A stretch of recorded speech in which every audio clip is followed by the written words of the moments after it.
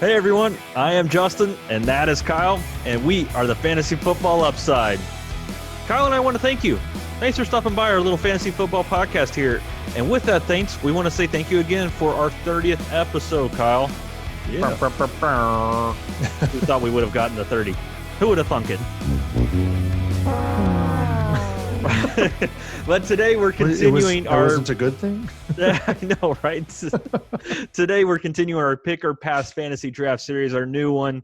We're really liking this. What we're doing is we're pitting players with similar draft prices against one another to find out who we like.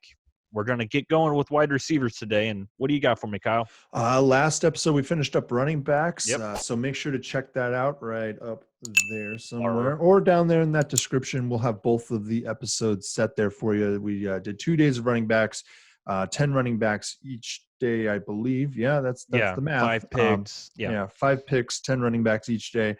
Like I said, linked in the description below or up above. Today we're taking on wide receivers. We're going to do wide receivers as well tomorrow. It's going to be just like on your draft day. We're going to throw 90 seconds on the clock, and we're going to have that time to make our choice. So let's dive right in. Head first into the shallow end, Justin. I don't know if that's a thing we should say.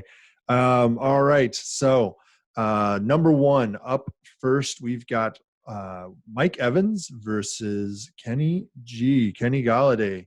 Throwing 90 seconds. Yeah, throwing 90 seconds onto that clock and go. Meow. So these two, based off of my Fantasy League, Fantrax, and Fantasy Football Calculator, they're going within a couple picks. I mean, they're wide receiver 6 to wide receiver 8 on the grand scheme of things, so we're really close to them. And for me, I am leaning more towards Kenny Golladay. And stay with me, folks. It's one of those things where Mike Evans has Tom Brady throwing him the football this year. Mm-hmm. You know, for all the faults that Jameis Winston has or had, he could launch the ball down the field, and that's where Mike Evans feasted, was on deep balls, in my opinion. And guess what? Hashtag Tommy's there, and he's not known really as much to have that throwing power anymore. Yeah, so that's anymore. why I think not anymore. I mean, that's why I think Chris Godwin's going to have a better year. But when it comes to Kenny Golladay, this guy just keeps improving. He just keeps going up and up. And I think with a healthy Matthew Stafford, I think his stock is rising even more and the ceiling is even higher for him. Yeah, he's going to lose a little work to Marvin Jones, but I think they're going to throw it enough. Like, you know, Stafford wants to throw for 5,000 yards, and I don't see why they're going to try to limit him from that. And Golladay is really going to benefit from that. And I just like the way he plays, and I believe he's playing for a contract as well. So I love me some contract players. So that's why I'm going to go with Kenny Golladay. Golladay in with this pick. All right. There you go. Yep. Let's throw another 90 seconds onto the clock. And go. Go. All right. I'm right there with you, actually. I marked this one down before we even started that I was going to take Kenny Golladay because I'm taking Kenny Golladay any chance I get, guys. I mean, if I can get him, I'm going to. He's going in second round in that area, and I think that's a great pickup. I've never been a huge fan of Mike Evans. I think he's a little more boom or bust than I would like, whereas I feel like Golladay, I've had him on rosters before, and I feel like he is much more consistent and provides that upside, that boom, week in and week out. Yeah. He's just got that consistency level there. He's benefited from them not having a running game for sure for a very long time. But I don't think that you can just say, oh, well, let's chalk it up to that. Now they might actually have a running game now that they've got DeAndre Swift there. I don't think that's the case at all. I don't think that's what's going to happen. You made my exact point that Tom Brady is just not at the point in his career anymore where he's throwing deep balls down the field. Right. And Mike Evans is the guy along the sideline to catch those kind of balls. I think Bruce Arians wants him to huck it and chuck it probably to some extent, but we're both a little higher on Ronald Jones because we think that's where this offense is actually going to start turning a little bit. And I think that you're going to see the emergence of Godwin as the true number one in that offense this year. And I wouldn't want to be holding the bag on Evans if that happens, but I think Galladay's got it. So that's where I'm going. All right. Sounds good. What do you guys think about that one? Let us know down there in the comments. Let us know if you would pick Mike Evans or Kenny Golladay on that one. So for our second one today, we're looking at Will Fuller and Christian Kirk. Yeah. Kyle, we have 90 seconds on the clock and go. All right. I think where I'm going to go with this one is the offense that I think is going to. I know what the role of Kirk is going to be a little bit better. I have concerns with Fuller. I think that people are buying him as the wide receiver one in that offense. And I'm not so sure that he's going to finish there or even reside there for most of the season. I think that is going to ultimately be Brandon Cooks. They brought him in for a reason, and I think that they're going to work him as the one. Kirk has shown the ability to perform as a one in his short career in flashes. Obviously, he's not going to be the number one on that offense, but it's an offense that's going to throw the ball 70 times a game. I mean, it's going to be insane out there this year. I think if anybody's going to give Atlanta a run for their money on pass plays called or thrown, I think it's going to be Arizona this year. And they do have a lot of wide receivers out there that are good. They've got Andy Isabella that is coming up a little bit, very fast guy. They've got Larry Fitzgerald still there. He's still plodding along, getting it done. And then they have obviously got DeAndre Hopkins. Who? Yeah, right. DeAndre Hopkins, that guy. Ever heard of him? Never heard of him? I don't know. Well, so I still am going to take Kirk in this situation just because I feel a little bit better and more sure about what I'm getting there. If you want a little more upside, but a little bit more risk, I think you go with Fuller. I don't think he's ever played a full season. So, all right, that's it for me on that one. What do you have for me, Justin? Let's toss 90 seconds on the clock and hit us with it. Go. You hit the nail on the head when it comes to that, like with Will Fuller not playing a full season. That's the thing I'm worried about. The guy's talented. You're not a first-round pick for being a slack when it comes to athleticism as a wide receiver.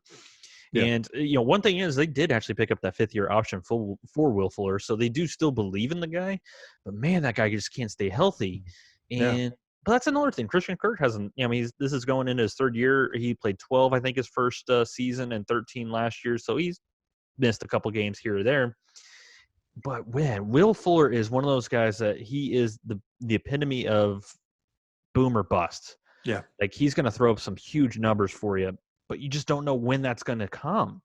You just don't know when he's going to play. Yeah. And like you said, I think Brandon Cooks is the number one on this team. And then you have to throw in Kenny Stills and Randall Cobb.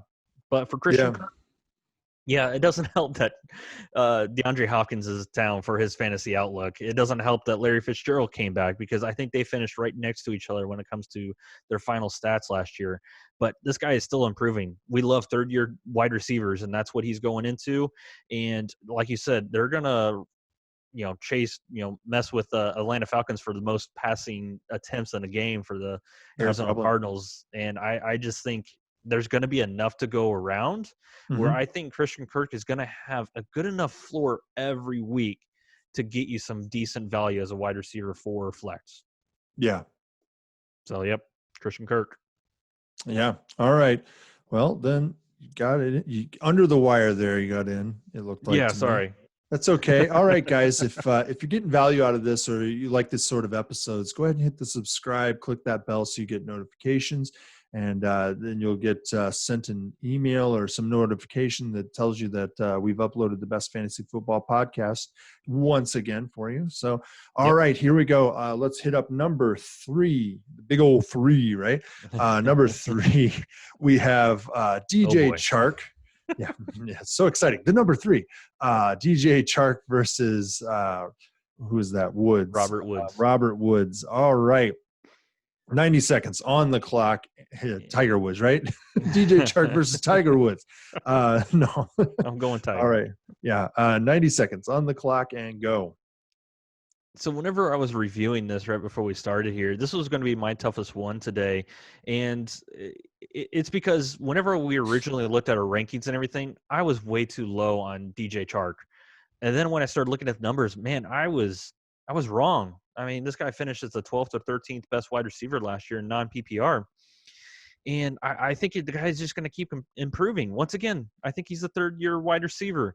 He has shown a chemistry with Gardner Minshew, and that shouldn't be frowned upon. That shouldn't be, not a thing. D.D. Westbrook is there, and he actually improved as well. I think he got over 100 targets, so he does have a little bit of, some competition there. But I like DJ Chark in this one. But when it comes to Robert Woods, I like that offense a little bit more for the Rams. I like Sean McVay a lot more than, Doug Marrone, if he's still down there in Jacksonville.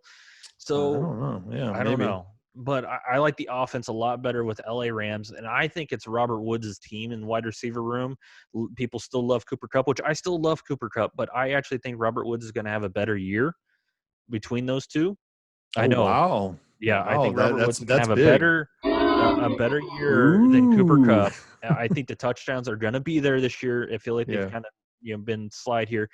But guess what? They don't have Todd Gurley coming out of the backfield, throwing him some wheel routes for touchdowns out of the backfield right around the red zone. So I'm actually going to go with Robert Woods, which might not have been there whenever I first started.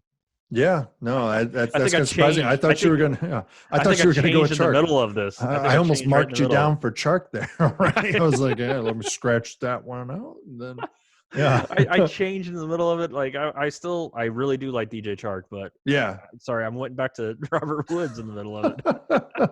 All right, there 90 we go. seconds on the clock, Kyle. It only takes 90 seconds to change your mind. No, that's for dang sure. All right, guys.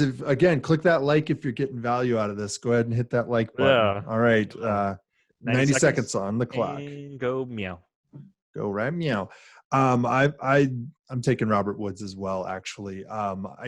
You were starting to convince me on DJ Chark, and then by not convincing yourself, I'm a little less convinced. So I'm just going to stay with Robert Woods, and that's it for me. No, actually, I have real reasons for why I say the stupid stuff I say, guys.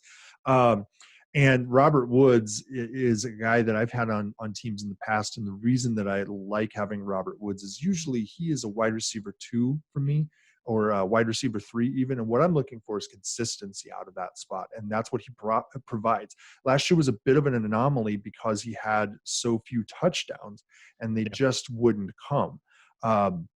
I think he didn't score his first touchdown until like week 8, or like he had scored one and that was his second one. It was just so sparse for him last year, but his yardage numbers were still consistent, still solid. They've lost Brandon Cooks. They've lost Todd Gurley.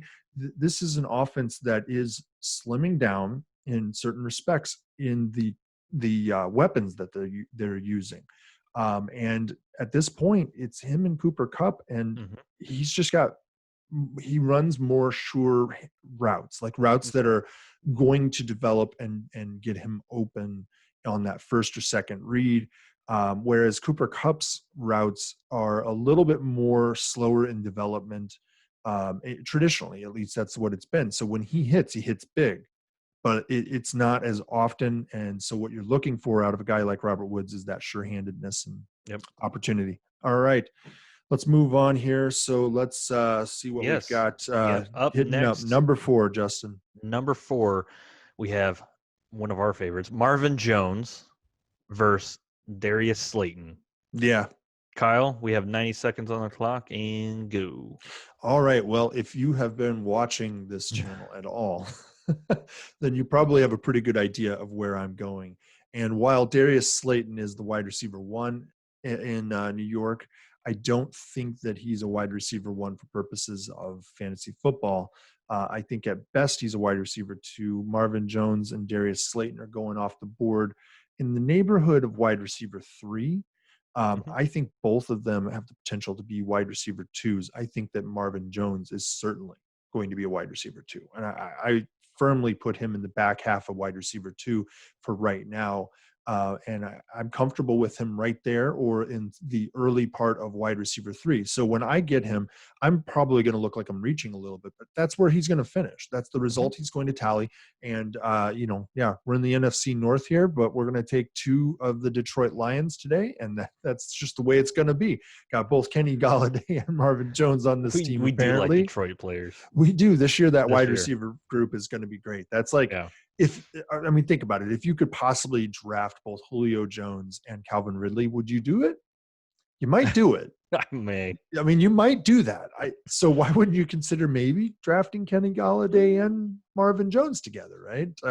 Yeah, I don't know. So yeah, I'm taking Marvin Jones. I just like that offense better. I think it's more consistent. It's got a well-versed quarterback, a guy who knows that offense, knows it well, and is going to be able to get the ball down the field and into open spots for him. So that's where I'm at. Gotcha. All right, 90 seconds on the clock, Justin. Who do you have, Marvin Jones or Darius Slayton? Before I give you my pick, I'm going to start with Darius Slayton and talk about him just a little bit. You mentioned that we think he's the wide receiver one, or you think he's wide receiver one of the Giants. I don't know if that's really true or not. We don't really know for sure because it could be Golden Tate. It could be Sterling Shepard. You just don't really know with that wide receiver group. And it shows in fantasy football because if you start looking at their ADPs, they're all kind of grouped right together.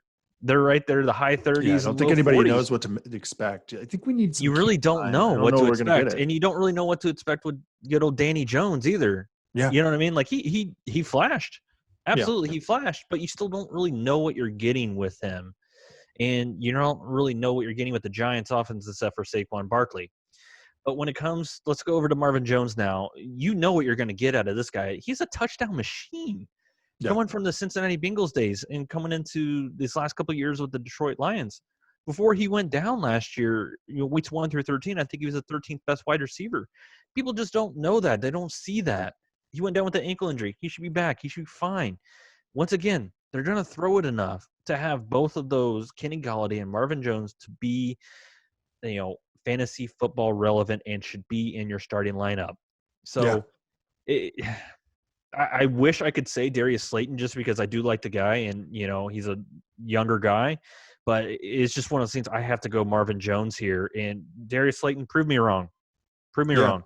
You got any Giants fans out there, throw down a comment. Tell us how wrong we are. Tell us how stupid we are to choose 2 Detroit Lions in today's podcast. Yeah. I mean, my concern with Slayton is that, you don't know when you can put him in your lineup. You really don't know unless you have that vacant spot. You have to take that risk. You have to. Whereas Jones, I think that you could easily slot him into wide receiver 3 and you're comfortable doing it. Oh, my gosh, yeah. Wide receiver 3 or in your flex spot. Hello. Yeah. Hello. Especially because he is very consistent at getting TDs. Yeah. So, all right, so let's go ahead and hit up our last one here, number 5. We have Tyreek Hill versus Davante Adams. And I'm going to throw 90 seconds on the clock, Justin. Yep. Let's impress me here. Finish. Go. Right meow.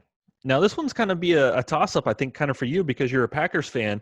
But also, you've had a lot of shares in Tyreek Hill in the past. So this is going to be kind of tough for you. So I like how I get to start this one off. But to start off with Tyreek Hill, I mean, number 1 weapon and the number 1 offense in the league, in my opinion. That's a pretty good way to start off. Mm-hmm. He was, he had the shoulder, it's clavicle. He had his clavicle dislocated and inside here. So it's one of those things where the guy still came back and he did perform. He probably came back too early because he wants to perform for his team. So I think he's going to come back even healthier this year. Yeah. And man, he's just electric. And I think it's going to be one of those things where he gets you a lot of boom, maybe a few busts here or there. I think his floor is going to be higher this year because I don't really like that wide receiver room outside of Tyreek Hill. Yeah. And I think it's Tyreek Hill all day long. Now to go over to Davante Adams, I like Davante Adams as well, but I just don't know how much they're going to throw it. They're still a run first team, but another thing going for Davante Adams, just kind of like Tyreek Hill, there's not a whole hell of a lot behind him. No, there's not. But it's still one of those things where they still want to run it in every chance they get. And Patty Mahomes still wants to sling it. I mean, I guess Aaron Rodgers still probably wants to sling it. But Patrick Mahomes is a $500 million man for a reason, and they let him do his thing right now. And that's why I'm actually going to go with the cheetah. I'm going to go with Tyreek Hill on this pick. And I am really curious to see what you think on this one. All right. 90 seconds on the clock. Hit me with it. Hit me with your best shot. All right. So, go me. I mean, you're right. This is a tough question for me. I'm a Packers fan. I was an early Adams adopter. Once it kind of became apparent that he was going to do something. I remember drafting him early in the second round of a draft and said that he would finish top 3, and then he did.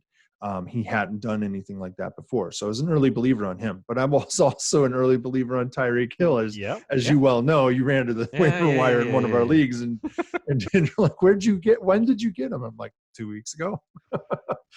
And it's like, okay, so what do I do here? I like both guys. But so I have to look at where they're going in the draft. I do not believe that Tyreek Hill is a first-round wide receiver. And the reason is exactly what you hit. He is a boom or bust guy. He is very few in the bust categories because he only takes a couple catches to really boom, right? And Davante Adams does sometimes similarly have big booms, but his busts are much, much more tolerable because they still carry enough for you. And so if I'm drafting a wide receiver that early in the draft, I'm looking for somebody I can rely upon consistently to perform in my lineup. And the only reason to take him out is if he's injured. Both these guys got injured last year, and so both of them missed considerable amount of time. I think one missed 4 weeks and the other one missed like 6 or 7. And I'm still going to go with Adams here because I want that consistency at the top of the draft.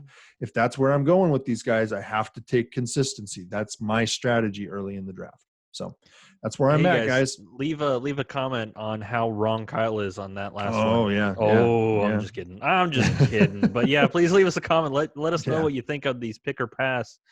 And do we want to break these down? Yeah, let's break it down here. Say where we finished here. Down, Kyle. All right. We both like Golladay over Evans. Yep.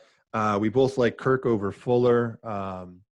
We both like Woods over Chark, although you sort of like Chark. Maybe you don't know. Ask me right now which one I would pick. Yeah, I mean, if you started thinking about it, you're like, oh, Woods. But if you don't think about it, you're like Chark all day. That's exactly what I'm doing right now. I'm rethinking everything right now, and I think I might go to DJ Chark. Oh, but gosh. You get 90 seconds. You got 90 seconds. You made your pick. You're set. Exactly. It's the season. You're gonna have to really make a really bad trade offer now.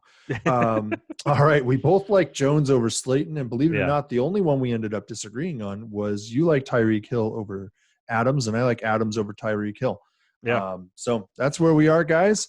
Once again, don't forget to hit that subscribe button, click that bell so you get notified every time that we upload the best fantasy football podcast on the internet. Thank you for being a fan of the Upside, and we will catch you next time. See you guys.